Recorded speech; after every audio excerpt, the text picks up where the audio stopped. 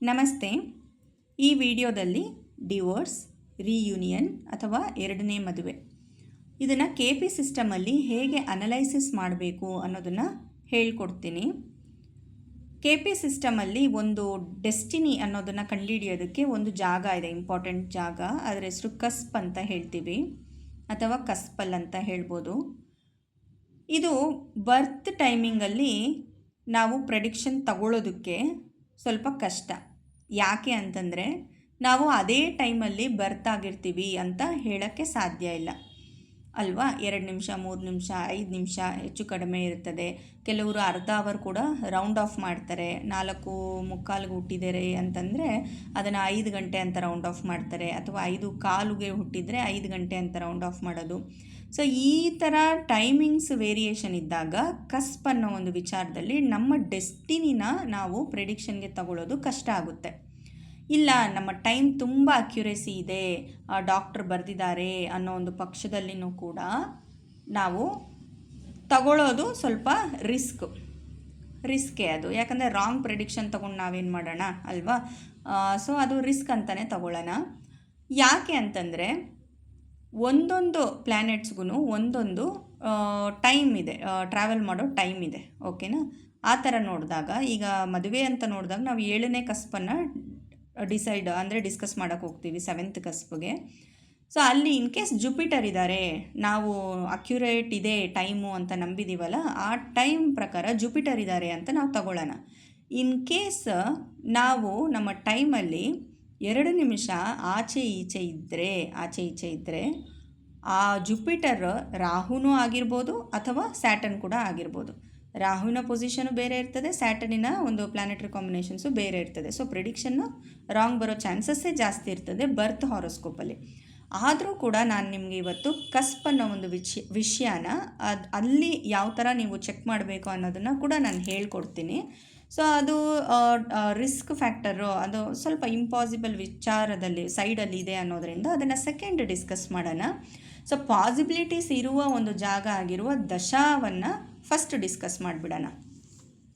So ದಶಾದಲ್ಲಿ ನಾವು ಕೆಲವು combinations ಮೇಲೆ ಮ್ಯಾರೇಜ್ ಲೈಫ್ ಅನ್ನೋದು ಹೇಗಿರುತ್ತೆ ಅನ್ನೋದನ್ನು ನಾವು ಕಂಡುಹಿಡಿಬೋದು.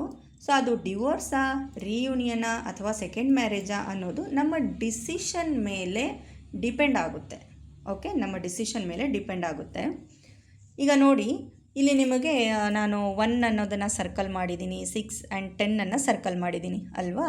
ಸೊ 1 ಅನ್ನೋದು ಈಗ ನಿಮ್ಮ ದಶೆಯಲ್ಲಿ ನಡೀತಾ ಇದೆ, 1 ಅನ್ನೋದು ಇದೆ ಅಂತಂದರೆ ಆ ಒಂದು ಜಾಗ ಸೆಲ್ಫ್ ಇಂಟ್ರೆಸ್ಟ್ ಅನ್ನೋ ಒಂದು ವಿಷಯಗಳ ಮೇಲೆ ಡಿಪೆಂಡ್ ಆಗಿರುತ್ತೆ. ಸೆಲ್ಫ್ ಇಂಟ್ರೆಸ್ಟ್ ಅಥವಾ ಈಗೋ, ಸೆಲ್ಫಿಶ್ನೆಸ್ ಅಂತಲೂ ಕೂಡ ನಾವು ತಗೊಬೋದು.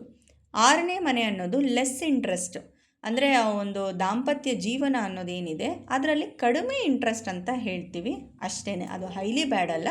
ಅದು ಯಾಕಂದರೆ ವ್ಯಯಸ್ಥಾನ, ನಮ್ಮ ಕಾಮನೆಗಳ ಭಾವಕ್ಕೆ ವ್ಯಯಸ್ಥಾನ ಈ 6ನೇ ಮನೆ.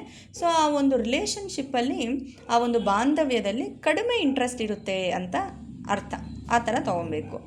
10ನೇ ಮನೆ ಅನ್ನೋದು ಪ್ರಾಕ್ಟಿಕಲ್ಲು, ಅದು ದುಡಿಯುವ ಸ್ಥಾನ ಆಗಿರೋದ್ರಿಂದ ಈ ದಾಂಪತ್ಯ ಜೀವನ ಅನ್ನೋ ಒಂದು ಕಡೆ ಸ್ವಲ್ಪ ಕಡಿಮೆ ಗಮನವನ್ನು ಕೊಡ್ತದೆ. ಈ 6ನೇ ಮನೆಯೂ ಅಷ್ಟೇ, 10ನೇ ಮನೆಯೂ ಅಷ್ಟೇ.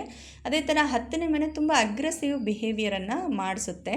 ಮತ್ತು ಅದೂ ಕೂಡ ಹೇಗೆ 1ನೇ ಮನೆ ಸೆಲ್ಫ್ ಇಂಟ್ರೆಸ್ಟು, ಅದೇ ಥರ 10ನೇ ಮನೆಯೂ ಕೂಡ ಒಂದು ಸೆಲ್ಫ್ ಒಂದು ವಿಚಾರಗಳ ಮೇಲೆ ಹೈಲಿ ಇಂಟ್ರೆಸ್ಟೆಡು, ಮತ್ತು ಒಂದು ಸುಪೀರಿಯರ್ ಫೀಲ್ ಇರ್ತದಲ್ಲ, ಆ ಒಂದು ಫೀಲ್ ಎಲ್ಲನೂ ಕೂಡ ಈ 10ನೇ ಮನೆ ಇದ್ದಾಗ ಇರುತ್ತೆ ಆ ದಶಾಭುಕ್ತಿಗಳ ಟೈಮಲ್ಲಿ. ಓಕೆ, ಇಲ್ಲಿ ನಾನು ಪ್ಲ್ಯಾನೆಟ್, ನಕ್ಷತ್ರ ಲಾರ್ಡ್, ಸಬ್ ಲಾರ್ಡ್ ಅಂತ ಬರೆದಿದ್ದೀನಿ ಅಲ್ವಾ. ಪ್ಲ್ಯಾನೆಟಲ್ಲಿ ನಿಮಗೆ ಯಾವುದೇ ಒಂದು ಪೊಸಿಷನಲ್ಲಿ ಗ್ರಹ ಇದ್ದು ದಶ ನಡೀಲಿ ಪರವಾಗಿಲ್ಲ. ಅದು ಧರ್ಮದ ಭಾವ ಆಗಿರಲಿ ಅಥವಾ ಅರ್ಥ, ಕಾಮ, ಮೋಕ್ಷ ಯಾವುದೇ ಆಗಿರಲಿ, ಮದುವೆ ಜೀವನಕ್ಕೆ ಅಂತ ನಾವು ಈಗ ನೋಡ್ತಾ ಇರೋದ್ರಿಂದ ಆ ನಕ್ಷತ್ರ ಲಾರ್ಡ್ ಎಲ್ಲಿರಬೇಕು ಇಂಪಾರ್ಟೆಂಟಾಗಿ ಅಂತಂದರೆ ಕಾಮನೆಗಳ ಭಾವದಲ್ಲೇ ಇರಬೇಕು. ಸೊ ಮದುವೆ ಜೀವನಕ್ಕೆ ಬೇಕಾಗಿರೋದು 3ನೇ ಮನೆ, 7ನೇ ಮನೆ, 11ನೇ ಮನೆ. 7ನೇ ಮನೆ ತುಂಬ ಇಂಪಾರ್ಟೆಂಟು. ಸೊ ಈ ಕಾಮನೆಗಳ ಭಾವ ಮುಖ್ಯ. ಅಥವಾ ಮೋಕ್ಷ ಭಾವನೂ ಕೂಡ ಮುಖ್ಯ.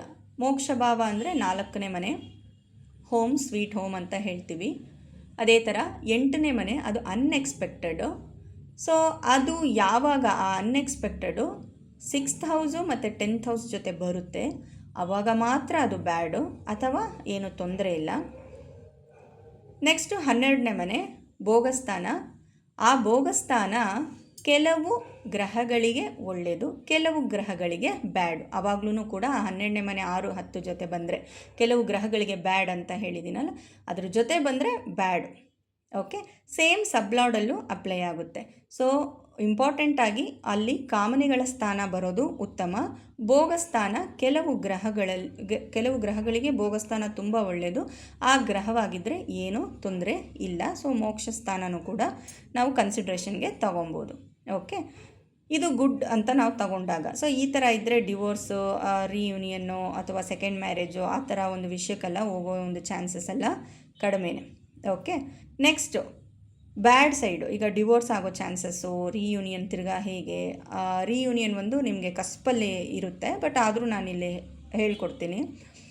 ಪ್ಲ್ಯಾನೆಟ್ ಲಾರ್ಡು ಎಲ್ಲೇ ಇರಲಿ, ಧರ್ಮ ಅರ್ಥ ಕಾಮ ಮೋಕ್ಷ ಎಲ್ಲಿ ಬೇಕಂದ್ರೂ ಇರಲಿ, ಅವರ ನಕ್ಷತ್ರಾಧಿಪತಿ ಧರ್ಮದ ಸ್ಥಾನ ಆಗಿದ್ದು 8, 12ರ ಜೊತೆ ಇದ್ದಾರೆ ಅಂತಂದರೆ ಪ್ರಾಬ್ಲಮ್ಮು. ಅಥವಾ ಅರ್ಥಸ್ಥಾನ 2, 6, 10 ಆಗಿದ್ದರೆ ಅದೂ ಕೂಡ ಪ್ರಾಬ್ಲಮ್ಮು. 2ನೇ ಮನೆ ಸ್ವಲ್ಪ ಓಕೆ, ಅದು ಫ್ಯಾಮಿಲಿ ಅಂತ ನಾವು ತೊಗೊತೀವಿ, ಬಟ್ ಅದು ಇನ್ಫ್ಲೂಯೆನ್ಸ್ ಆಗ್ತದೆ. 2ನೇ ಮನೆ ಅನ್ನೋದು influence, so family influence. So ಅವರು ಗುಡ್ ಆಗಿನೂ ಕೂಡ ನಮಗೆ ಹೇಳ್ಕೊಡ್ಬೋದು ಅಥವಾ ಬ್ಯಾಡ್ ಆಗಿನೂ ಕೂಡ ಹೇಳ್ಕೊಡ್ಬೋದು. ಅದು ಗ್ರಹಗಳ ಕಾರಕತ್ವದ ಮೇಲೆ ಕೂಡ ಡಿಪೆಂಡ್ ಆಗುತ್ತೆ. ಕಸ್ಪಲ್ಲಿ ನಾನು ನಿಮಗೆ ಅದರ ವೇರಿಯೇಷನ್ಸ್ನ ಸ್ವಲ್ಪ ಒಂದು ಇದ್ರ ಥರ ಕೊಡ್ತೀನಿ, ಹಿಂಟ್ ಥರ ಕೊಡ್ತೀನಿ. ನೆಕ್ಸ್ಟ್ ಸಬ್ಲಾಡಲ್ಲೂ ಸೇಮು. ಈಗ ಧರ್ಮ ಅಂತಂದರೆ ನೋಡಿ, 9ನೇ ಮನೆ, 1ನೇ ಮನೆ, 5ನೇ ಮನೆ ಅಲ್ವಾ.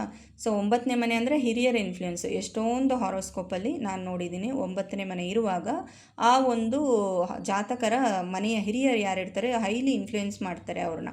ಅವ್ರೇನು ಹೇಳ್ತಾರೋ ಅದನ್ನು ಕೇಳೋ ಥರನೇ ಬೆಳೆಸಿರ್ತಾರೆ. ಸೊ ಅವರು ಅದೇ ಥರ ಮಾಡ್ತಾರೆ. ಮದುವೆ ಮಾಡ್ಕೊಂಡ್ರೆ ಓಕೆ ಮಾಡ್ಕೊತಾರೆ, ಇಲ್ಲ ಬೇಡ ಈ ಮದುವೆ ಕ್ಯಾನ್ಸಲ್ ಮಾಡು ಅಂದರೆ ಓಕೆ ಕ್ಯಾನ್ಸಲ್ ಮಾಡ್ತಾರೆ. ಸೊ ಅದು ಇನ್ಫ್ಲೂಯೆನ್ಸ್ ಥರ ಆಗುತ್ತೆ, ಹಿರಿಯರ ಇನ್ಫ್ಲೂಯೆನ್ಸ್. 1ನೇ ಮನೆ ಆಲ್ರೆಡಿ ನಾನು ಹೇಳ್ಕೊಟ್ಟಿದ್ದೀನಿ, ಸೆಲ್ಫ್ ಇಂಟ್ರೆಸ್ಟು ಅಥವಾ ಸೆಲ್ಫಿಶ್ನೆಸ್ಸು ಆ ಥರ ಒಂದು ವಿಷಯ. ಅದನ್ನು ಕೂಡ ದಾಂಪತ್ಯ ಜೀವನಕ್ಕೆ ಅಷ್ಟು ಗುಡ್ ಇಲ್ಲ. 5ನೇ ಮನೆ ಅನ್ನೋದು ಒಂದು ಪೊಸೆಸಿವ್ ವಿಚಾರಗಳು, ಮತ್ತು ಅದು ಇಂಟೆಲಿಜೆನ್ಸ್ನ ಯೂಸ್ ಮಾಡಿ ಕೆಲವು ಡೌಟ್ಸ್ಗಳನ್ನೆಲ್ಲ ಕ್ರಿಯೇಟ್ ಮಾಡುವ ಮನೆ. ಯಾವಾಗ 5ನೇ ಮನೆ ಬಂದು 8, 12 ಇದ್ರ ಜೊತೆ ಸೇರಿಕೊಳ್ಳುತ್ತೆ ಆವಾಗ. ಇದು ಸಿಂಪಲ್ ಆಗಿದೆ, 9, 1, 5 ಜೊತೆ 3, 7 ಇದೆ, 11 ಇದೆ ಅಂದರೆ ಆವಾಗ ಗುಡ್. ಆದರೆ ಅದು ಯಾವಾಗ 8ನೇ ಮನೆ 12ನೇ ಮನೆ ಜೊತೆ ಬರುತ್ತೆ ಆವಾಗ ಬ್ಯಾಡ್. ಅರ್ಥದ ಭಾವಗಳು ಆಬ್ವಿಯಸ್ಲಿ ಬ್ಯಾಡ್. ಓಕೆ, ಇದು ದಶಾ ಬಂದು ಇಂಡಿಕೇಶನ್ ಕೊಡುತ್ತೆ, ಬಟ್ ಡೆಸ್ಟಿನೇಷನ್ ಇರೋದು ಕಸ್ಪಲ್ಲೇ. ಇದನ್ನು ನಾವು ನೋಡ್ಕೊತೀವಿ. ಸೊ ನಮ್ಮ ಟೈಮ್ ಬ್ಯಾಡ್ ಆಗಿದೆ ಅಂತಂದರೆ ಸ್ವಲ್ಪ ಆರಾಮಾಗಿರಬೇಕು, ಕೂಲಾಗಿರಬೇಕು, ರಿಲ್ಯಾಕ್ಸ್ ಆಗಿರಬೇಕು. ಓಕೆ, ಡೆಸ್ಟಿನೇಷನ್ ನಮಗೆ ಗೊತ್ತಿಲ್ಲ, ಯಾಕಂದರೆ ಅದು ಕಸ್ಪು ಡಿಸೈಡ್ ಮಾಡೋದ್ರಿಂದ ನಮಗೆ ನಮ್ಮ ಲೈಫ್ ಡೆಸ್ಟಿನಿ ಏನಿದೆ ಅನ್ನೋದು ಗೊತ್ತಿಲ್ಲ. But hope for good, always be good ಅಂತ ನಾವು ತೊಗೊಬೇಕು. ಓಕೆ, ಆ್ಯಂಡ್ ನೆಕ್ಸ್ಟು ಈಗ ಕಸ್ಪ್ಗೆ ಬರೋಣ. ಫಸ್ಟ್ ಸ್ಟೆಪ್ಪು ಕಸ್ಪಲ್ಲಿ ನೀವು ಹೇಗೆ ಚೆಕ್ ಮಾಡಬೇಕು ಅಂತಂದರೆ 7ನೇ ಕಸ್ಪು. ಮದುವೆ ಅಂದ್ರೇ 7ನೇ ಕಸ್ಪು. ಆ 7ನೇ ಕಸ್ಪಲ್ಲಿ ಯಾವಾಗ 1ನೇ ಮನೆ, 6ನೇ ಮನೆ, 10ನೇ ಮನೆ ಬರುತ್ತೋ ಆವಾಗ ಡಿವೋರ್ಸ್ ಇರುತ್ತೆ ಅಂತ ನಾವು ತೊಗೊಬೋದು. ಓಕೆ, 7th ಕಸ್ಪಲ್ಲಿ. ಸೆಕೆಂಡ್ ಸ್ಟೆಪ್ಪು ಓಕೆ 1ನೇ ಮನೆ, 6ನೇ ಮನೆ, 10ನೇ ಮನೆ ಇದೆ, ಅದ್ರ ಜೊತೆ 2ನೇ ಮನೆ, 4ನೇ ಮನೆ ಇದ್ದರೆ ಏನೇ ಪ್ರಾಬ್ಲಮ್ ಆದ್ರೂ, ಇವಾಗ ಒಂದು ವರ್ಷ ದೂರ ಇರೋದು, 2 ವರ್ಷ ದೂರ ಇರೋದು ಇದ್ರೂ 2ನೇ ಮನೆ, 4ನೇ ಮನೆ ಇದ್ದರೆ ರಿಯೂನಿಯನ್ ಆಗ್ತಾರೆ ಅಂತ ಅರ್ಥ. ರಿಯೂನಿಯನ್ ಆಗ್ತಾರೆ ಅಂತ ಅರ್ಥ. ಬೆನಿಫಿಕ್ಸ್ ಬರಬೇಕು ಅಲ್ಲಿ. ಮತ್ತು ಕೆಲವು ಗ್ರಹಗಳು 2ನೇ ಮನೆಯಲ್ಲಿ ಒಳ್ಳೆಯದು, 4ನೇ ಮನೆಯಲ್ಲಿ ಒಳ್ಳೆಯದು, ಆ ಗ್ರಹಗಳು ಕೂಡ ಇಂಪಾರ್ಟೆಂಟು. ನೆಕ್ಸ್ಟು 3ನೇ ಸ್ಟೆಪ್ಪು ಅದೇ 7ನೇ ಕಸ್ಪಲ್ಲಿ 3ನೇ ಮನೆ, 7ನೇ ಮನೆ, 11ನೇ ಮನೆ ಜೊತೆ 1, 6, 10 ಇದ್ದು ರಾಹು, ಶನಿ, ಮಂಗಳ, ಚಂದ್ರ, ಬುಧ ಆಗಿದ್ದರೆ ಆವಾಗ ಸೆಕೆಂಡ್ ಮ್ಯಾರೇಜ್ಗೆ ಪಾಸಿಬಿಲಿಟೀಸು ಜಾಸ್ತಿ. 3, 7, 11 ಬಂದು 1, 6, 10 ಬಂದು ಅದು ರಾಹು, ಶನಿ, ಮಂಗಳ, ಚಂದ್ರ, ಬುಧ ಆಗಿದ್ದರೆ ಸೆಕೆಂಡ್ ಮ್ಯಾರೇಜ್ಗೆ ಚಾನ್ಸಸ್ಸು ಹೈ ಇರುತ್ತೆ. Next 4th step 7th ಕಸ್ಪಲ್ಲಿ 9th ಹೌಸ್ದು ಜಾಸ್ತಿ ಇದೆ. ನಕ್ಷತ್ರ ಲಾರ್ಡು ಅಥವಾ ಸಬ್ ಲಾರ್ಡು, ಪ್ಲ್ಯಾನೆಟ್ ಲಾರ್ಡಲ್ಲಿ 9th ಹೌಸೇ ಇನ್ಫ್ಲೂಯೆನ್ಸ್ ಆಗಿದೆ ಅನ್ನೋ ಪಕ್ಷದಲ್ಲಿ ಕೆಳಗಡೆನೂ ಗುಡ್ ನಂಬರ್ಸ್ ಇದ್ರೂ ಬ್ಯಾಡ್ ನಂಬರ್ಸ್ ಇದ್ರೂ ಅವರು ಹಿರಿಯರ ಮೇಲೆ ಡಿಪೆಂಡ್ ಆಗಿರ್ತಾರೆ ಆ ಹಾರೋಸ್ಕೋಪು. ಸೊ ಹಿರಿಯರು ಮೈಂಡ್ ಸೆಟ್ ಮೇಲೆ at the end of the day depend ಆಗುತ್ತೆ. ನಮ್ಮ culture at the end of the day ಅಲ್ಲಿ ಮಾತಾಡುತ್ತೆ 9th ಹೌಸ್ ಅಂದಾಗ. ಸೊ ನಾನು ಆಲ್ರೆಡಿ ಮಾತಾಡ್ದಂಗೆ 9th ಹೌಸ್ ಜೊತೆ 8 12 ಅಲ್ಲಿತ್ತು ಅಂತಂದರೆ ಅದು ಬ್ಯಾಡ್ ಸೈಡ್ಗೆ ಹೋಗುತ್ತೆ, ಅಥವಾ 9th ಹೌಸ್ ಜೊತೆ ಕಾಮನೆಗಳ ಮನೆ ಬಂದಾಗ ಅದು ಸ್ವಲ್ಪ ಗುಡ್ ಸೈಡ್ಗೆ ಬರುತ್ತೆ. ಓಕೆ, ಕೆಲವು ಗ್ರಹಗಳ ಮೇಲೇನೂ ಬೇಸ್ ಆಗ್ತದೆ. ನಾನಿಲ್ಲಿ ಕೆಲವು ಗ್ರಹ ಅಂತ ಹೇಳ್ತಾ ಇದ್ದೀನಲ್ಲ, ಇದು ನಿಮಗೆ ನಾನು ಒಂದೇ ವಿಡಿಯೋದಲ್ಲಿ ಹೇಳ್ಕೊಡೋದು ಕಷ್ಟ. ನಾನು ಇದನ್ನು ನಮ್ಮ ಸ್ಟೂಡೆಂಟ್ಸ್ಗೆ 1-on-1 ಸೆಷನಲ್ಲಿ ನಾವು ಹೇಳ್ಕೊಡ್ತಾ ಇದ್ದೀವಿ. ಸೊ ನಿಮಗೆ ಯಾರಿಗಾದರೂ ಇಂಟ್ರೆಸ್ಟ್ ಇದ್ದರೆ, ಜ್ಯೋತಿಷ್ಯ ಕಲಿಯೋಕ್ಕೆ ಇಂಟ್ರೆಸ್ಟ್ ಇದ್ದರೆ ನೀವು ಸೆಷನ್ ವೈಸು ಕೂಡ ತಗೊಂಡು ನಿಮಗೆ ಇಂಟ್ರೆಸ್ಟ್ ಇದ್ದಷ್ಟು ಎಲ್ಲಿವರೆಗೂ ನಿಮಗೆ ನಾನು ಕಲ್ತಿದ್ದೀನಿ, ನೀವು ಕಲ್ತಿದ್ದೀರಾ ಅನ್ನೋ ಒಂದು ಫೀಲ್ ಬರುತ್ತೋ ಅಲ್ಲಿವರೆಗೂ ಕೂಡ ನೀವು ಸೆಷನ್ ವೈಸು ತೊಗೊಬೋದು. ಎಷ್ಟು ಸೆಷನ್ಸ್ ಬೇಕಂದರೂ ತೊಗೊಬೋದು. ಓಕೆ, ಆ ಥರ ತೊಗೊಂಡು ಕಲಿಯೋದಕ್ಕೂ ದಾರಿ ಇದೆ. ಪಿನ್ ಟು ಪಿನ್ ಎಲ್ಲನೂ ಹೇಳ್ಕೊಡ್ತೀವಿ. ಓಕೆ, ಸೊ ಇಷ್ಟು ವಿಷಯ. ಡಿವೋರ್ಸ್ ಅಂದರೆ 1 6 10 ಕೆಲವು ಗ್ರಹಗಳು, ಮತ್ತು ರಿಯೂನಿಯನ್ ಅಂದರೆ 2ನೇ ಮನೆ 4ನೇ ಮನೆ. ಓಕೆ, ಮತ್ತು ಸೆಕೆಂಡ್ ಮ್ಯಾರೇಜ್ ಅಂದರೆ 1 6 10 ಜೊತೆ 3 7 11. ಸೊ ಇದೆಲ್ಲ ಕಂಪ್ಲೀಟ್ಲಿ ಕಸ್ಪು ಮೇಲೇ ಡೆಸ್ಟಿನೇಷನ್ ಡಿಪೆಂಡ್ ಆಗಿದೆ.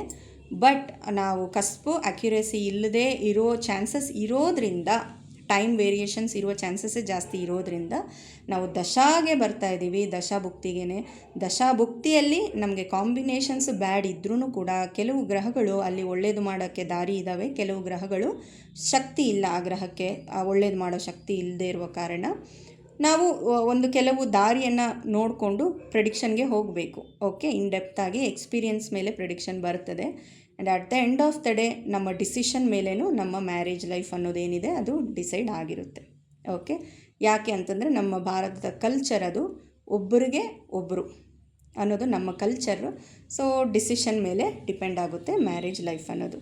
ಸೊ ಈ ಒಂದು ವಿಡಿಯೋ ನಿಮಗೆ ಹೆಲ್ಪ್ಫುಲ್ ಆಗಿರುತ್ತೆ ಅಂತ ಅಂದ್ಕೊಂಡು ಥ್ಯಾಂಕ್ ಯು.